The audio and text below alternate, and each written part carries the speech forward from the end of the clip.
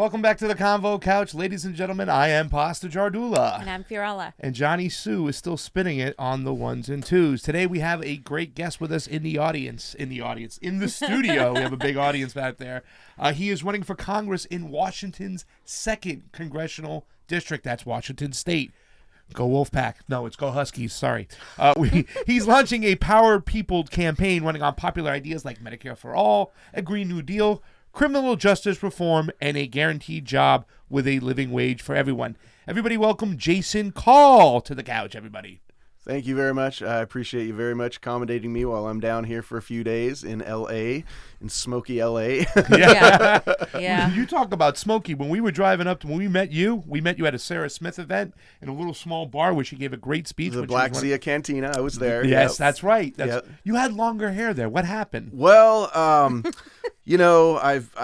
been a musician for a long time, and I love my long hair. But I was up at an election return party up in Bellingham in my district, and I kind of got a frosty reception from some liberal people who really should be on my side in terms of policy. And reflecting on it, and what's some advice that people had given me is that the long-haired look is just not going to make it. People aren't going to take you seriously, and I intend to win this race. And I think it was the right thing to do. So, I went and got myself a haircut, and I'm going to look the congressional part. But my opinion was it would be better that I change my hair and win the race rather than conform with policy concessions. You're going to lose the rock and roll vote. Yeah. You're gonna lose The grunge vote. It's gone. Seattle, man, it's gone. I'm still a rock and roller. Who's your favorite band of all times, man?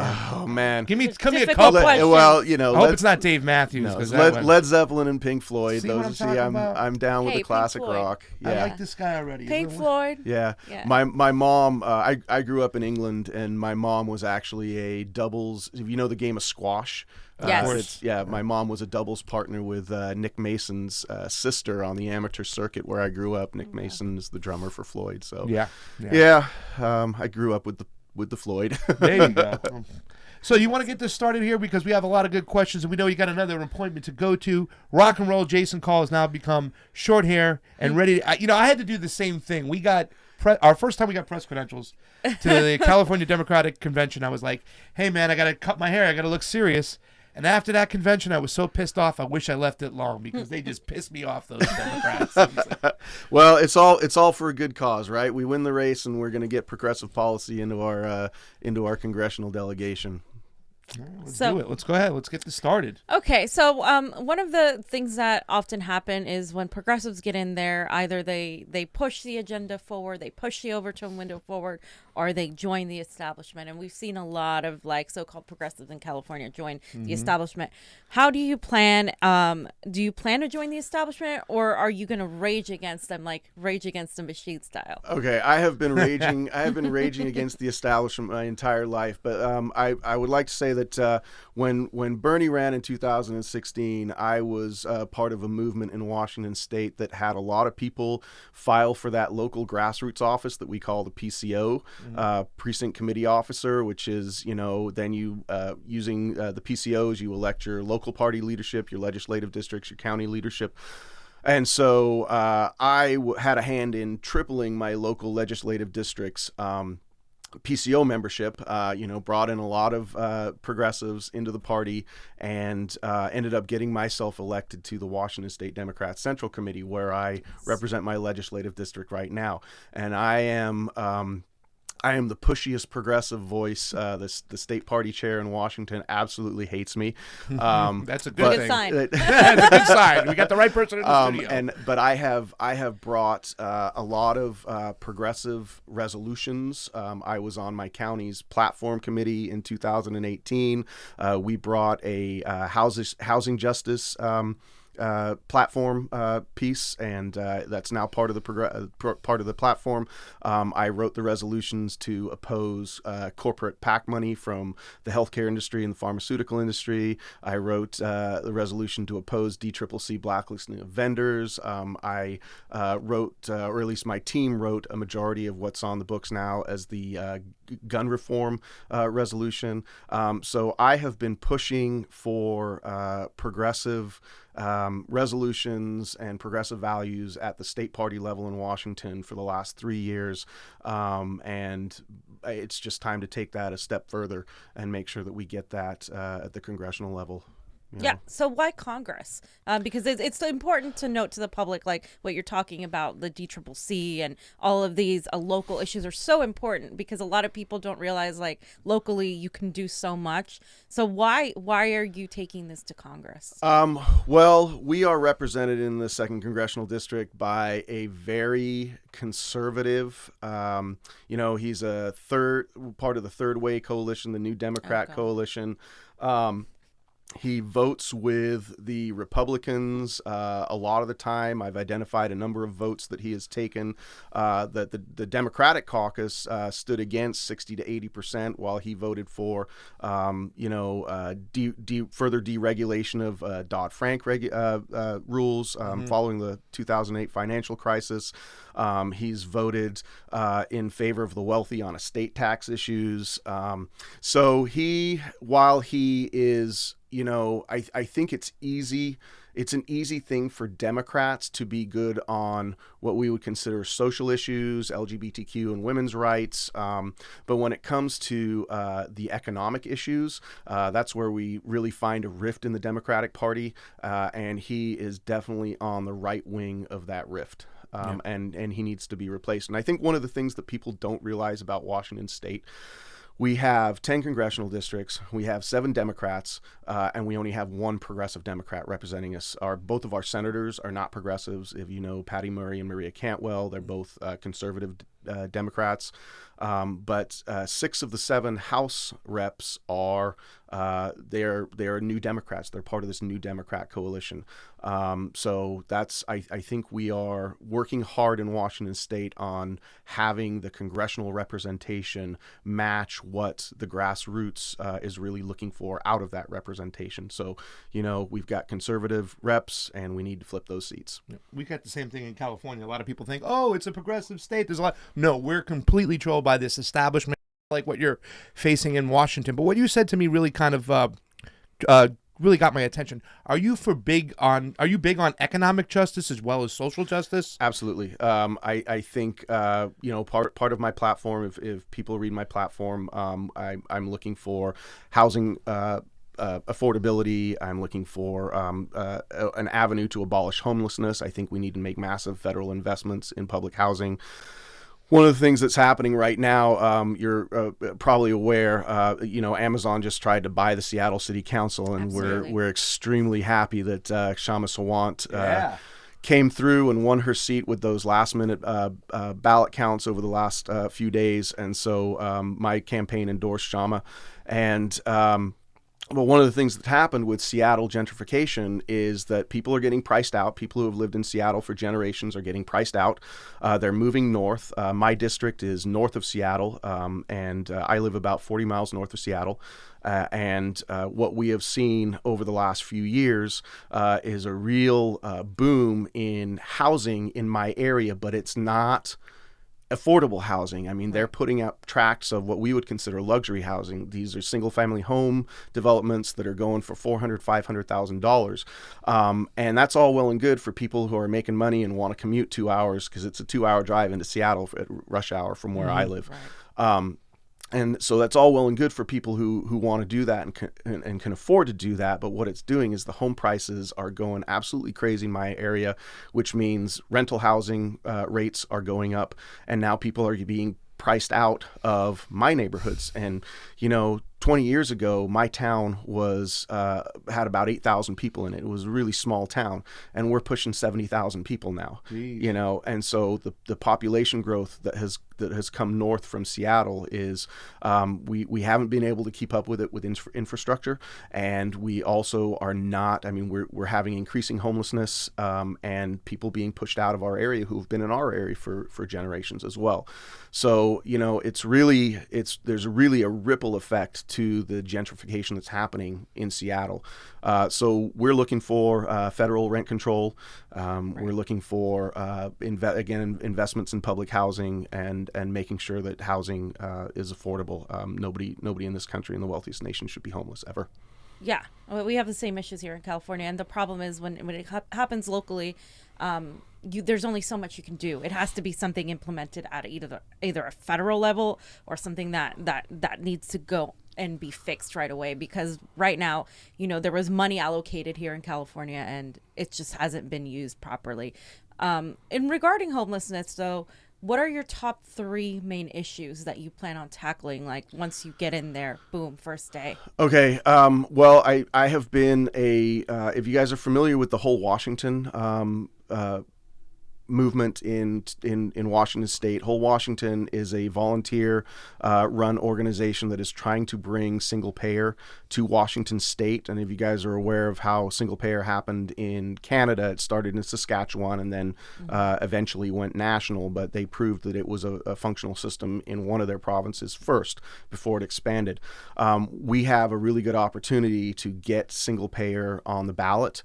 We have a bill written for Washington State that has been analyzed by Dr. Gerald Friedman, who is the same guy who analyzed Bernie's Medicare for All bill. And so it's a viable bill. What we tried to get it through the state legislature. In the last session, we actually had a Senate sponsor, but it didn't even make it out of committee. And as we kind of dug around as to why that happened, we found out that the chairs of the House and Senate health committees in Washington State both just take bags of money from the health insurance and the pharma industry. It's really one of the things that prompted me to write that resolution at the state level that our elected officials should not be taking money from these industries. So there's a possibility we could get House and Senate sponsorship of that bill in the next session, but we are more likely to get it through as a ballot initiative, which we tried to do in 2018. It failed. We did not get enough signatures. To do ballot initiatives, you really need some funding.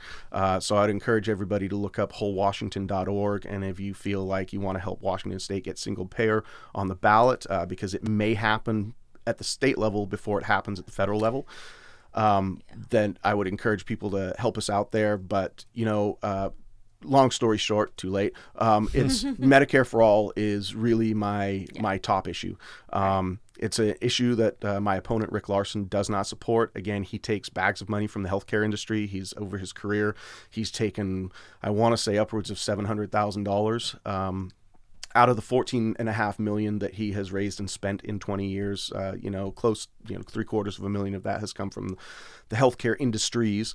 And he's already said definitively that he does not support Medicare for All, and he wants to strengthen the ACA.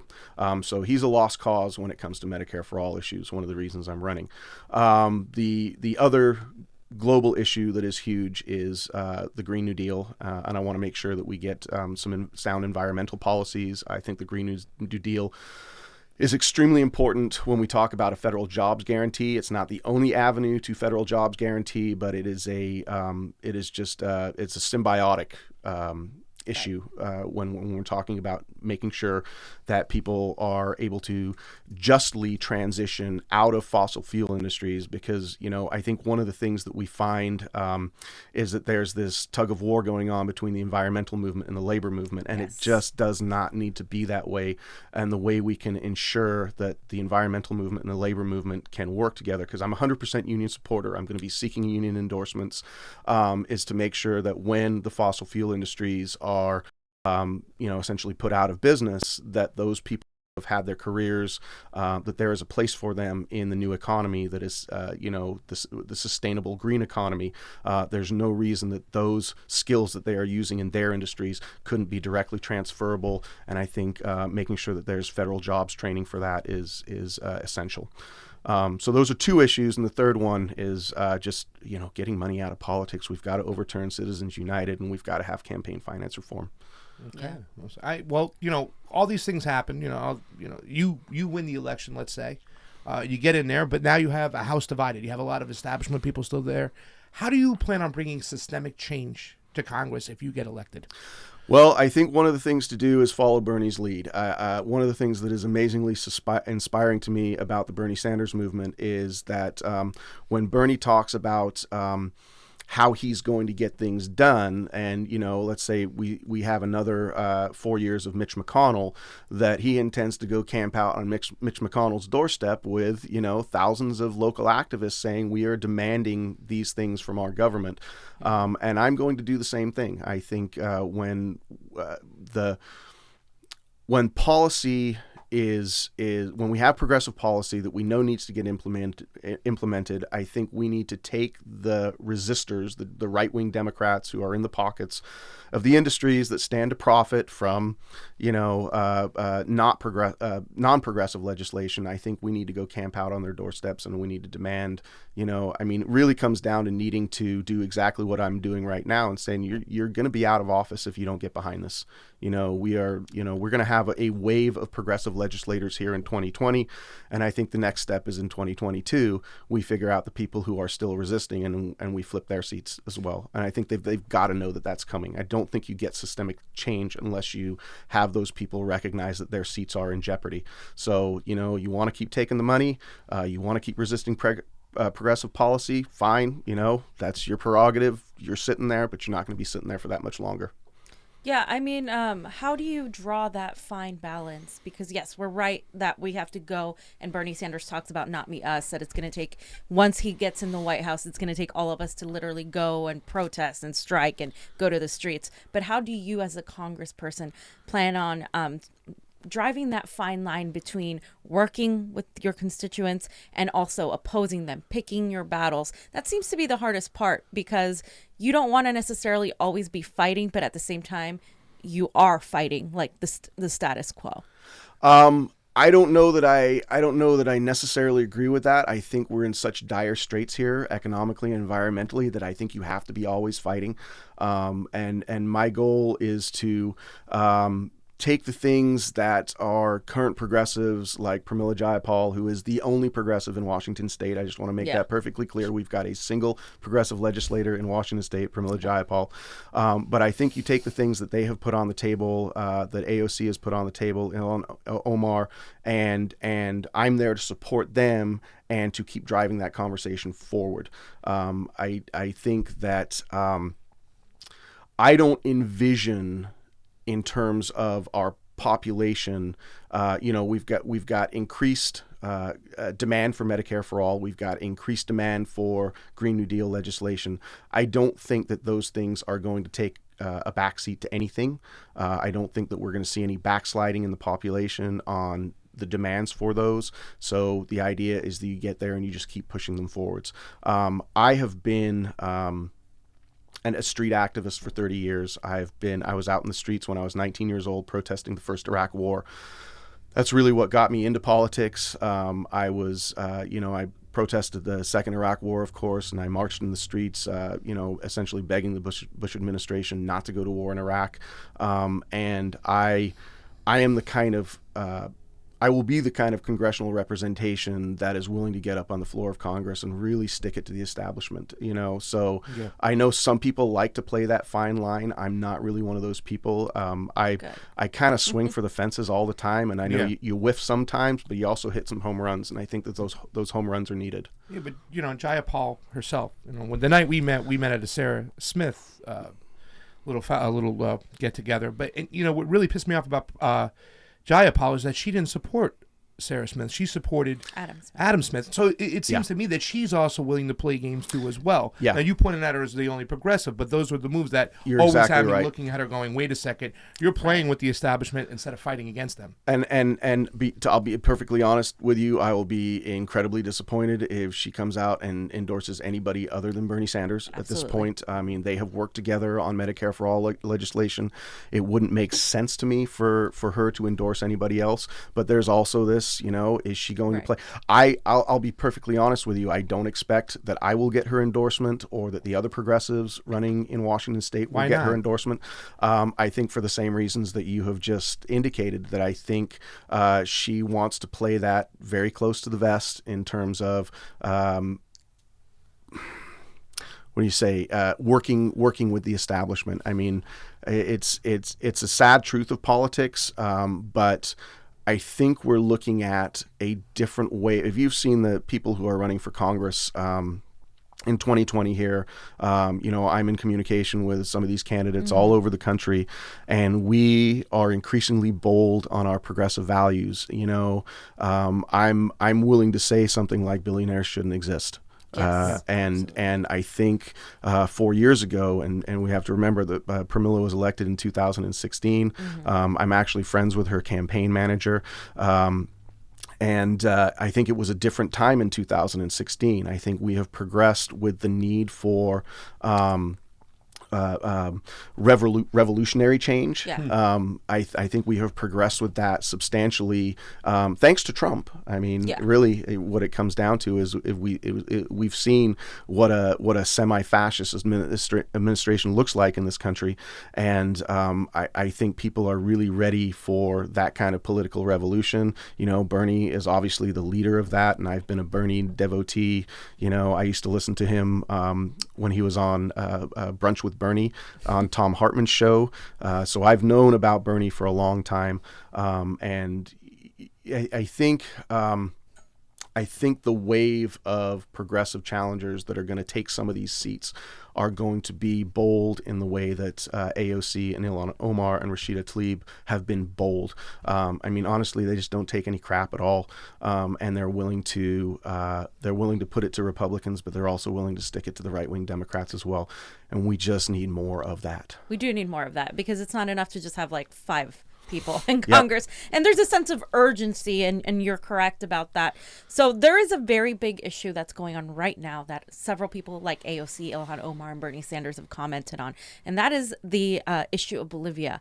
There was what to me seems to be an undeniable coup to oust Evo Morales and push, and he was a leftist socialist president, and now the regime that has taken over has very clear right-wing fascist ties. Absolutely. What is your opinion on that situation? Well, my opinion is that what happened in Bolivia, it was a travesty. It was clearly a right-wing coup. I would say, I don't know about undeniably CIA-backed, but I mean, given the history of the CIA, which, by the way, I think should be abolished.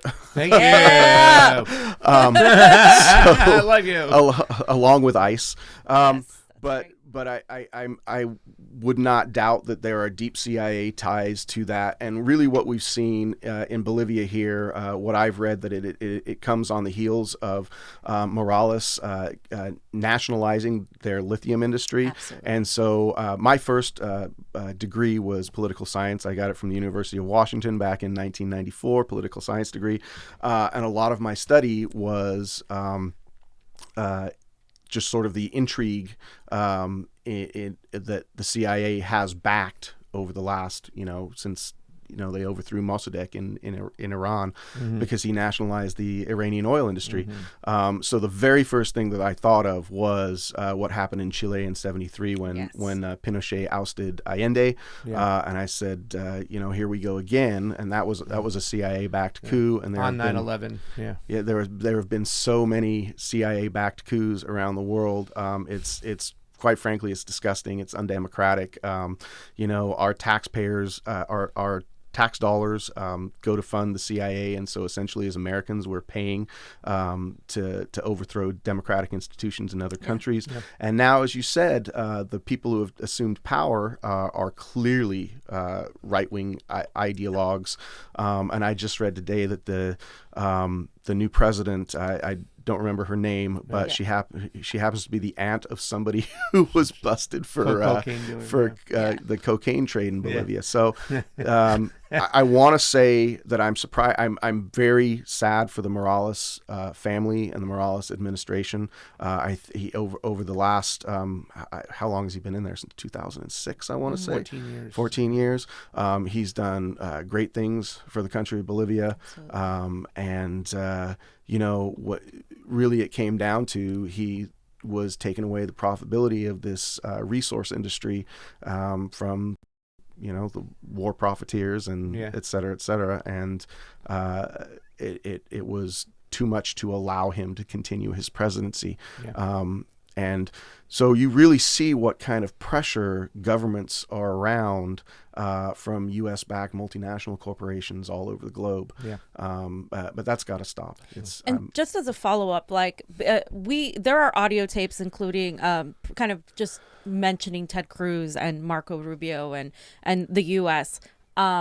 There's really not an anti-war movement in this country right now because people are obviously so distracted by their own economic issues. But like, what do we as a people do to kind of bring awareness to that? And what would you do as a congressperson to bring awareness to our kind of imperialism that we're still, using to overthrow governments and to pretty much funnel money into the military industrial complex and still take that away from us here at home? Well, it really goes back to informing the general population. I think we have a politically uninspired population in the United States. That's why we see such low voter turnout.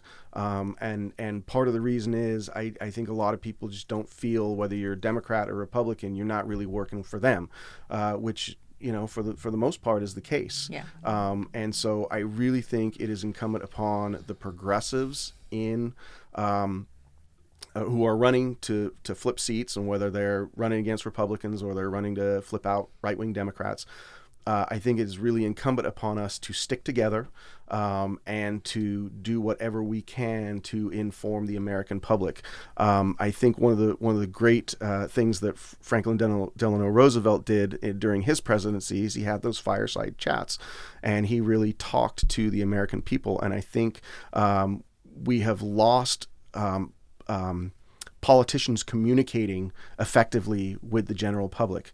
They really all they do is they ramp up for these election cycles. They put out a lot of propaganda, a lot of corporate backed propaganda, so that they can get themselves elected, and then they go off to DC and they really don't communicate effectively with their home base. I do not want to be that kind of politician. I want to make sure I'm coming back home in those off seasons and I'm holding those town halls and I'm telling people what's really going on. And I think people will react positively to that honesty. I'm not going to paint any kind of picture that our government is, what Reagan used to call the shining beacon on the hill. I think people need to know that is not what our country is right now. We are not doing right by our people, but we're also not doing right by the globe, people around the world.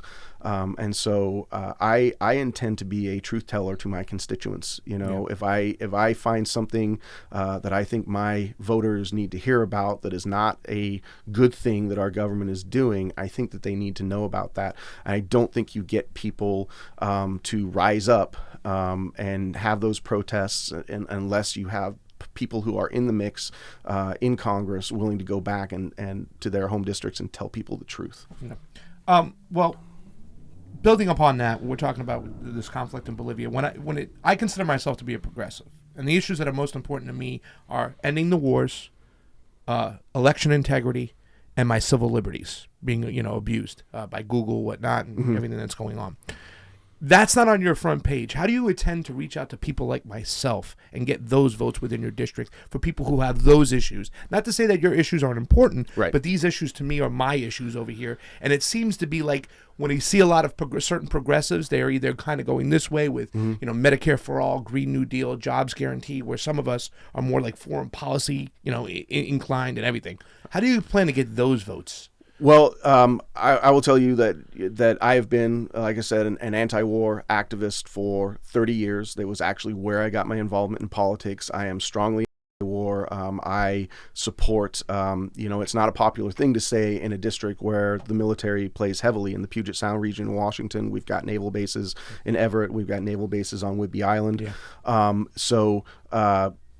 One of the things that the incumbent there, Rick Larson, does is he takes a lot of money from defense contractors, a lot of money from Boeing, which is a big military contractor, and he's really working for them. But I think the reality is, we've got 800 bases worldwide, and we've got to close bases worldwide.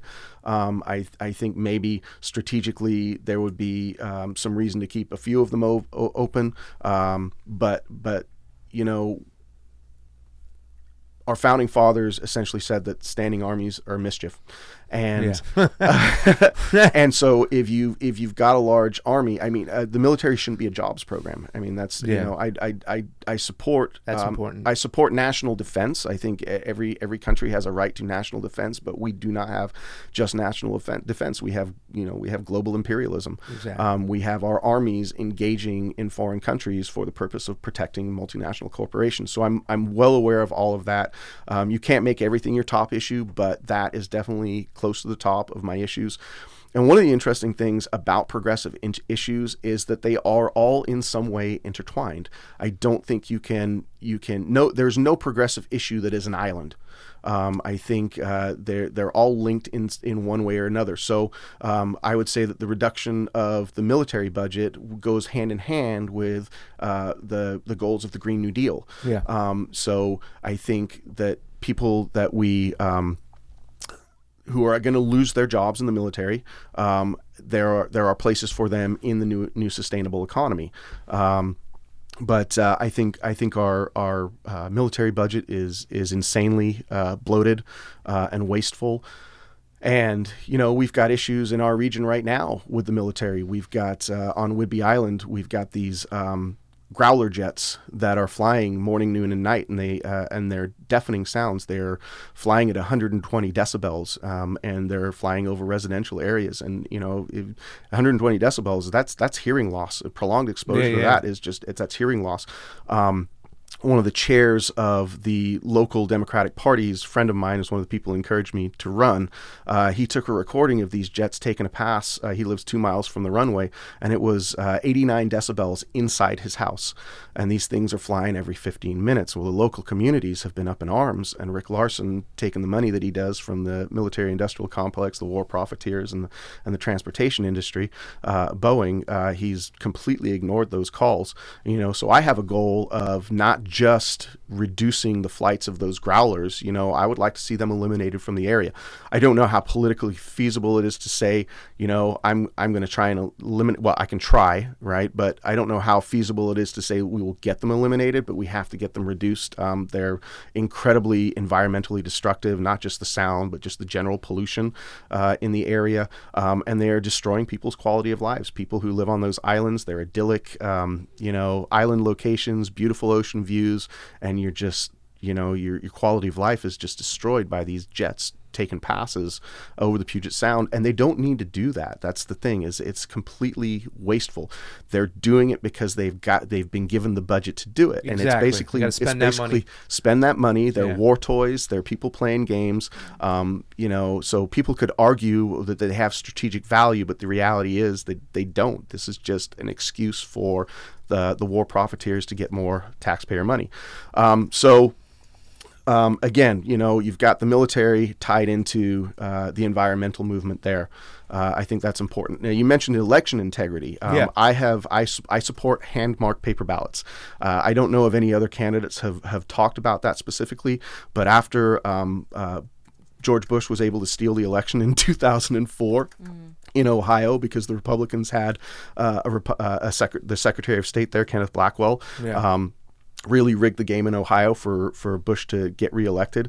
I really believe that I've done a lot of research on the electronic voting machines. I know people can say, well, you can have open source and you can look at the code, but I know that if you are the code writer, you can bury code flipping inside there and nobody would ever know. And so I don't know if you know who Brad Friedman is, but I have been following his work on election integrity since 2004, and so I'm well aware of election integrity issues, and I think it's really important that we pay more close attention to our elections, and I would support the elimination of electronic voting machines because there's strong evidence that they have been used to flip election seats. In multiple elections over the last 15, 20 years. Yeah. I mean, I don't know if I necessarily agree 100% with that, but the fact that he said open source and know what's going on, that's a big plus because people don't even know about the situation when it comes to open source, closed source. And I think a lot of people have a little bit of inaccuracies when it comes to like the hand marking. In other words, in Florida, they were able to eliminate those by the hand marking ones. So, I mean, I know the hanging chads. The hanging chads. Yeah. So I know there's this whole dispute about it, whatnot. I'm glad the fact that you know the words open source Right, okay. and talk about that. So at least we can have a discussion about that. Can I do some quick super chats real quick, and then we'll get to the next question? Sure. All right, so we have Tony watches closely. He says, I just want to hear you say it so I can see Fee's expression. Thank you for the super chat contribution, Tony watches closely, as it is always appreciated on the couch. He always says that dumb little jingle, and it irritates me. So. We have a little friend of yours from a super chat contribution, Oz, from the land of Oz. Oz with faith. We love you, Oz. Jason called to defeat corporate-owned tool Larson. Larson is a corrupt corporate shill. Shame, shame. We love you, the land of Oz. We love all the Bernie crats up there in Washington. Laura Fielding, Courtney Love, all you peeps. Brian Cheeseman. I know these are all your people. Yep. They made such an impact when we went up there to see you guys. And thank you so much for coming and doing this with us today. Fee, you got the next question. Yeah, so I just want to say I agree with you as far as paper ballots go, because we're doing open source. Well, we're doing the what is it, the electronic machines, and they tell us they're open source, but Pasas try to get in contact with them to verify that they are, and they completely ignored him, and that is a very specific way of rigging something. And going along with that, 2016, we saw a lot of our ballots not counted here in California and across the country. But simultaneously, there was this theory on Russiagate that was being pushed. What is your take on the whole Russiagate, and how influential do you think it was in the election of Donald Trump? I don't think it was hugely influential. You know, I think the thing that won the election for Donald Trump is that Hillary was a terrible candidate, and she just did not appeal to people. And quite frankly, I will say I don't have a lot of Republican friends, but the people who I do know who are Republicans said that they would have voted for Bernie, but they were never going to vote for Hillary. Now, some people have said, well, that's misogynistic, and people have a right to their opinions of why they're going to vote this way or that way. But I know just from that anecdotal evidence that I know a substantial number of people who would have voted for Bernie again, but were just never going to vote for Hillary. So I think she did a terrible job campaigning in those key states of Ohio and Pennsylvania and Wisconsin and Michigan, and she there was an assumption on the part of her team that she had those states locked up, and she didn't go campaigning there. She didn't have a message that appealed to them. And as fraudulent as he has been with it in retrospect, Trump went out there with a populist message, and these people are hurting economically. So the fact that he was able to win those key states that were are heavy manufacturing bases where people are working hard hours, long hours, and not making as much money and not getting the benefits that they need to, it is not surprising that he was able to con them in that way. Quite frankly, I doubt that Hillary Clinton administration would have done much for those people. Mm-hmm. What they are looking for is a real progressive movement, and I think Bernie's going to wrap up those states. So nice. As far as the Russiagate thing goes, I would just say no. I think that there was minimal impact, well, I don't know what else to say about it. I mean, it just got Sanders flexing with the Jesus and the rainbows. That might have swayed your vote. Had you seen that meme?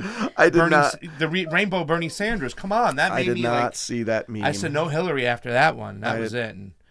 Well, let me ask you a question right now, because we're talking about this. Where do you stand on impeachment today? Because I'm personally against it, and I know some people are for it. It's not that I don't want to take down a corrupt president, but in regards to Ukraine-gate, where do you stand on impeachment? Well, I think there are many things that Trump could and should be impeached for. I support impeachment. I think that it's the morally right thing to do. I don't know that the Democratic Party has the moral the moral compass to do that impeachment, because there's so much hypocrisy there. Yes. But Trump is he's a bad dude. I think we're so close to the election. I don't know how much good it's going to do. I don't think anybody reasonably thinks that the Senate is going to actually remove him from office. And so maybe it's a lot of wasted effort, but I'm hoping that just sort of a national exposure of Trump's corruption will wake people up. I think for that purpose alone, just to say, hey, look at the guy you installed in office. But the flip side of that is that, and this is something that I have tried to do in my role on the Washington State Democrats, in challenging the centrism and the right wing ideology from the Democratic perspective, is to say, hey, you know what, you can't be. It's like when people started talking about Russia interfering in our elections, my first thought was, well, the United States has interfered in elections for decades. Yeah. So where do you guys get off? And a lot of people will say, well, still, we can't have people interfering in our elections. And I say, can we be a little bit introspective about this? So for the Democrats to go after Trump for some things that you could turn around and flip right back on the Democratic Party, there's some hypocrisy there, and yet I still think it needs to be done. I think at some point we've got to step up and hold this president accountable. I mean, yeah, I understand where you're coming from. I don't agree necessarily, but I like your answer, because you do point out the fact there's a form of hypocrisy, especially what happened in the Ukraine. I mean, we have Nancy Pelosi and Adam Schiff leading up this impeachment when they were so guilty and being carpetbaggers and grabbing money in the Ukraine itself in a regime change war. Yeah. So, I mean. I don't think anybody who is being honest with themselves could say that Hunter Biden having that position in the Ukraine was was legit or ethical. I mean, I think so. Yeah, I think there's a lot of things where Democrats are not willing to be introspective and hold themselves accountable for. And then, as you know, as progressives, when you start to criticize the establishment wing of the Democratic Party, they come back at you with, well, what do you want us to lose to Trump? Right. Why are you being so divisive? You're a Trump apologist, which is absolutely disingenuous. I believe that we have the capacity for good government, but we're not going to get there unless we get money out of politics, and that goes for the Republicans and the Democrats. Absolutely. Somebody, my dad, who is a Reagan Republican and more of a libertarian type, and he lives in Florida, he calls me out on, being involved with the Democratic Party. And I say, listen, if the Republicans are 100% evil, the Democrats are 97% evil. So I'm sticking with the 3% of the Democratic Party that I think is not evil, and I'm trying to expand that base. So just to kind of finish up, because I know we got to get going, who are your top 3 candidates for president? I mean, if you had to choose 3 or more, someone other than Bernie Sanders, who would they be? Someone other than Bernie Sanders. It's a difficult question. It is a difficult question. Because I don't, really there's nobody, and I'll be perfectly honest. I know you guys like Tulsi. I was a big Tulsi fan in 2016. I tend to think of her as more of a distraction these days. I think that there's some unnecessary division on the left in regards to Tulsi. I've got a photograph of me, I've got me and her together. I thought she was fabulous. I think she really stuck her neck out in 2016. And I was very appreciative of her for that. I really wish that she wasn't running against Bernie Sanders right now. But as I honestly, just hands down, I don't know what I'm going to do if it's not Bernie Sanders. I really don't know what it's going to what I'm going to do. I don't look at Elizabeth Warren as a real progressive. I think she may be the least bad of a bad lot. And I also don't want to say I wouldn't vote for her, because I think really we've got to get Trump out of here. Yeah. But she would be somebody that I would hold my nose and vote for if she ended up being, but yeah, I mean, it's, I wouldn't, see, the thing is, we're in a tough spot. We are really in a tough spot, because honestly, I don't think any other candidate but Bernie can beat Trump. That's just my honest feelings. Yeah, so if it's not Bernie, I don't know what to do. Your dad, he won't vote for Bernie Sanders. No, he would. He would. He was one of the guys. Your dad's friends, the Libertarians, a lot of them won't vote for Bernie Sanders, but they will vote for Tulsi Gabbard. And the only reason why I'm bringing this up, because I think it's essential to say that she's not running against Bernie Sanders. And to me, the acceptance from some Bernie fans who have not let her in is kind of just, that's the distraction itself. We have to think outside of our echo. We have to get independents and people to bring them in to make this party bigger to defeat Trump. So that's why it's important for me, not just because of the issues, but for that reason whatsoever. I don't see her as running against Bernie Sanders. I see her running aside and a possible combination down the road. I hope that there will be, and this is why I try to say very little about Tulsi, because I don't want people who are hardcore Tulsi supporters to hate me because I'm not like fully behind Tulsi. But you know, there's more in common. There's way more in common than there are differences. Right. So I you know, if she ended up being the nominee, which I have to say is not going to happen, but if she ended up being the nominee, you know, I would vote for her. If Elizabeth Warren ended up being the nominee, you know, I would vote for her. I don't know that I could vote for Andrew Yang. You know, I knew you were and this is all you know, really just speculation because I think anybody who is paying attention and being realistic about things knows that it's down to two candidates. You know, that's my opinion. That's my assessment. Is it's down to Bernie and Warren. Yeah. And you know, I look at who is. I mean, Bernie is far better positioned to beat Trump. I have seen enough of Elizabeth Warren to know that she will run to the center. You know, I mean, she already is. Clearly she already is going to run to the center. So I don't want her to be the nominee. But I also couldn't say that I wouldn't vote for her because unfortunately Trump is so destructive. And what I really think about is the communities. I mean, you can sit on your high horse and say, you know, I'm going to take this huge moral stand and I'm not going to vote for a centrist, but there are so many people who are impacted by his policies, what's going on at the border, the fact that, you know, he's got, you know, these right-wing Christians running Health and Human Services, and those are the sort of on-the-ground issues that have real impacts on people's lives that I couldn't say that I would vote in any way that helped him get another term. Right. So I just got to be honest about that. So it's tough because the truth is, I think if it's anybody but Bernie, I think we're screwed. Yeah, I 100% agree with you. I don't think Warren has a chance in hell to beat Donald Trump. I think he would wipe the floor with her. I think even if people voted for her, she just wouldn't inspire anybody. She's not an inspiring candidate. Exactly. So I'm with you there on that. That I don't believe Warren is but I'm with Post on the fact that I think the independents and those people will vote for Tulsi, and we've seen that statistically. I think if she gets enough delegates, I think she is actually more of an ally rather than. I don't consider Warren an ally. I consider her Bernie's biggest threat, and he has to beat her. I agree.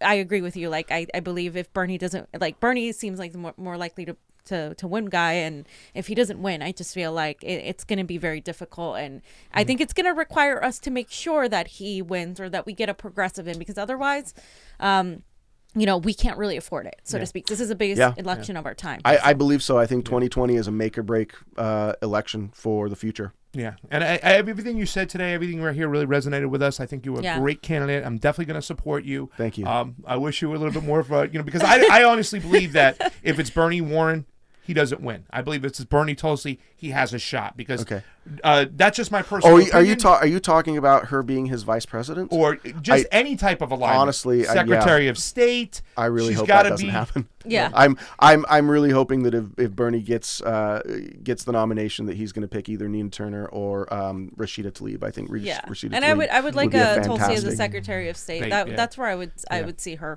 I appreciate Tulsi on foreign policy issues, and I think one of the things that I've said recently is, while I am not a personal supporter of like Go Tulsi, I also think her voice belongs in the conversation, and I think that I do not want to see the Bernie Tulsi thing being a point of division rather than a point of mutual support. Yeah, I even say I'm Tulsi first, but if Bernie wins, I'm in the streets for Bernie. Bernie started this whole thing, and 75% of the Tulsi-crats are ex-burners anyways. So that division that I see going on, and I see it within the progressive movement, it's scary sometimes. Yeah. But you don't have to worry about holding your nose and voting for Elizabeth Warren, because let me tell you something. she doesn't have a shot anyways. She's got zero shot. Yeah, as soon as she said she's not going to go on Fox and talk to little people, I think it was the last dagger. Right. And that's something I see a person and a candidate like you do.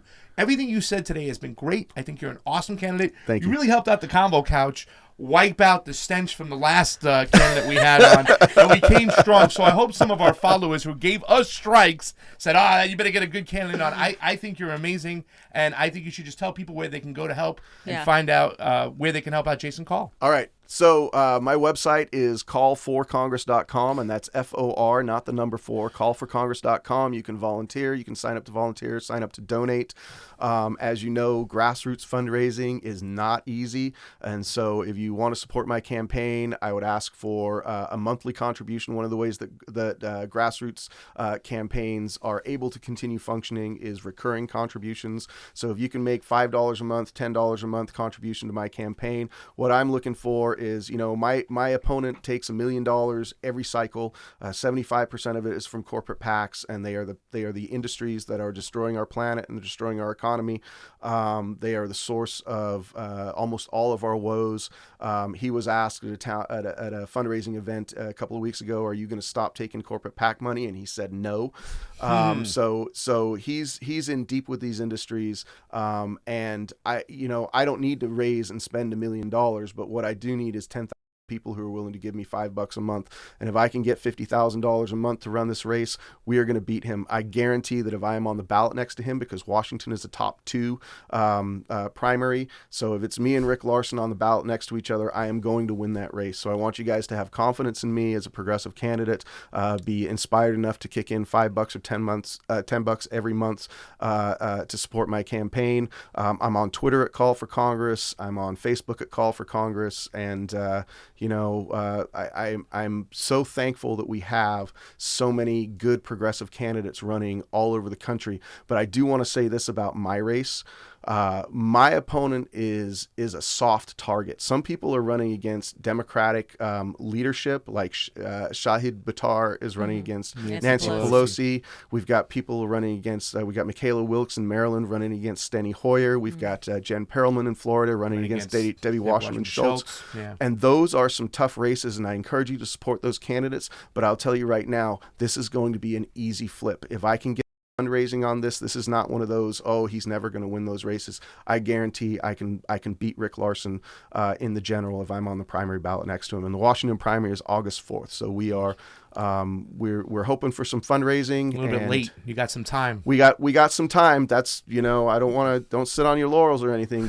start kicking into my campaign right now. But this is a very winnable seat to take a congressional seat out of the hands of a corporate Democrat and put it in the hands of a true progressive. And I've got progressive credentials. I've got 30 years of street activism behind me, and I have been fighting at the state party level with the Washington State Democrats. The establishment there, they hate me. But you look at the last 5 resolutions in the books on terms of party affairs. I wrote 3 of them. That's one of the reasons they hate me, because I'm trying to change the way the party operates. Yeah. I want the Democrats to be an honest party. We've got a long way to go. Well, the reason why they hate you is the reason why we love you. And your friends over here, Oz with another super chat contribution says, Jason call for integrity. He liked it so much he said it twice. Yeah. Jason call for integrity. Will California Congress come? Please donate today. The land of Oz, Washington State loves LUVS, the CONVO couch. We love Washington State, and I want to thank you for coming on in. You're pretty awesome, and if chance you come back again and do it with us again. Absolutely. Definitely. Yes, definitely. For Pasta Jardula and Fiorella, Jonny Sue with Jason Call in the house. CONVO out. Bye, guys. Thanks you, for everybody. watching. Thank you so much. Donate. Go donate.